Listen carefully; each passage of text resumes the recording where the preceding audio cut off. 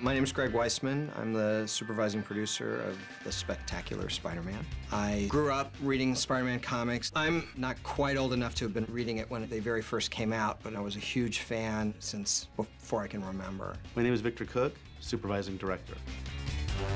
I grew up with Spider-Man. Grew up with the comics and the original animated series in the 60s. For me, Spider-Man's really every man. He's the figure that represents the reader, one of the true archetypal superheroes. Yeah! Before he became Spider-Man, he was really just that wallflower. He wasn't the jock, he wasn't the standout, he wasn't the popular guy. He was really just your regular teenager that this accident just happened to. When he becomes Spider-Man, it's such a joy and a release. And because he's wearing a mask, he is freed up to have this other, more outgoing personality, something I think we all want to do. So, you'll rob the piggy bank, but won't touch the cookie jar. Wow. You must qualify for Nephew of the Year. Twisted Division. The Stan Lee, Steve Ditko, Johnny Romita era of Spider-Man. I've been a big fan of that. I'm constantly rereading those old Lee Ditko and Lee Romita issues over and over again as we produce the series. We're trying to be very true to all the characters, not just Peter and Spider-Man, but also all the villains and all the supporting cast, and really find the core truth in each character and try and bring that to the surface. Look, Beaky, I admire anyone who dresses up as their favorite animal. Better still, you can fly. Writing for Spider-Man, the icon, is incredibly intimidating. We know that we're going to be under a lot of scrutiny, that we've got a new young audience who certainly knows about Spider-Man. I mean, Spider-Man is such a part of our culture, but may not know all the old stories and certainly doesn't per se have an allegiance to all the old stories. But we're also very consciously writing for geeky fanboys like me. Sorry, pal, no eating in the subway. We as a crew on The Spectacular Spider-Man really wanted to give fans of the classic Spider-Man something that they can respond to, but we also wanted to contemporize them and bring them to a whole new audience. Yes! Webhead 1, gravity 0. The guiding principle for creating any character on this show is to try and read the original comics and think down to what is the core kernel of truth about this character relative to all the other characters, to find things about the character that are essential to who he or she is. And so what we try to do is just really keep to the spirit of the character. We'll change some details here and there. Spider-Man was created in the 60s, and 98% of the cast was Caucasian, and that's not New York in 2008. So we've changed the ethnicity of some of the characters very consciously, but we are also conscious of trying to maintain the spirit of each character.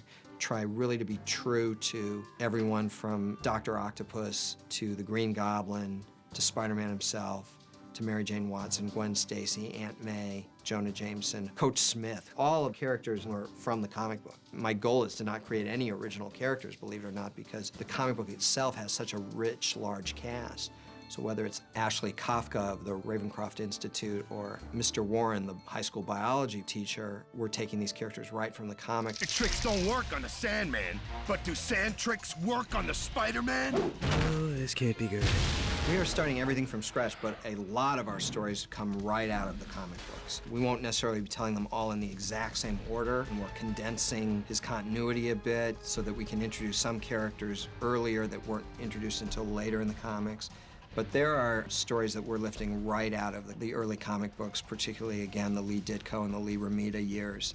I've made a terrible mistake.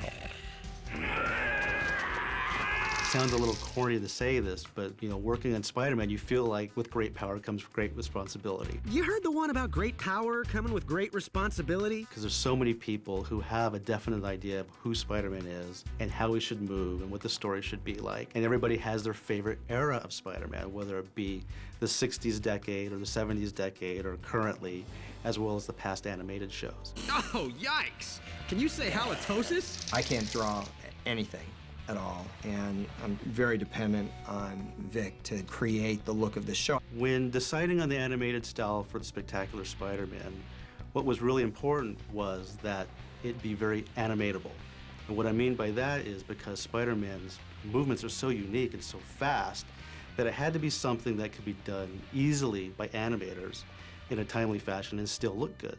So we had to make it simple, yet not look too simple. So we wanted something flexible with a lot of squash and stretch.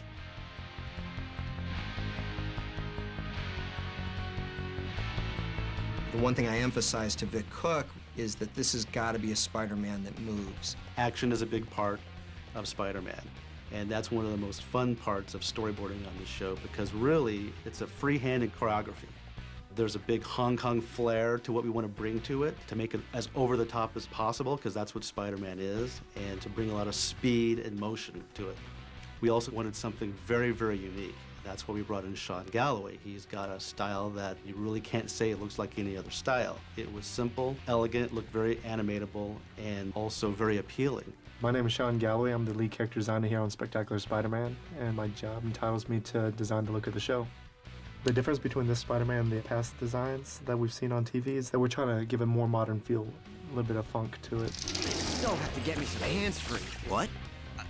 Nothing. Bro, just trying to do too much at once. It's very fun collaborating with the designers and other artists on the crew. Sean Galloway is our character designer, but I'm also very hands-on with Sean, because when you're coming up with a character design, it's not always just about a cool drawing. When you're designing a character, it's the same as casting a live-action person for a live-action film. You're casting a part, so the character design has to fit that. We didn't want to emulate all the musculature in a comic book, because all those lines are incredibly difficult to animate. I get these fantastic drawings and designs from designers, and sometimes the changes have to be made to fit the character that we are casting in that episode. Our goal for this series is either ridiculously naive or ridiculously ambitious, or both, which is that we want this to be the Spider-Man series, the one that 20 years from now, people are going to look back and go, wow, that was Spider-Man. Something smells bad. Oh, still? I washed this costume 5 times. We're hoping to create a Spider-Man that will be a classic.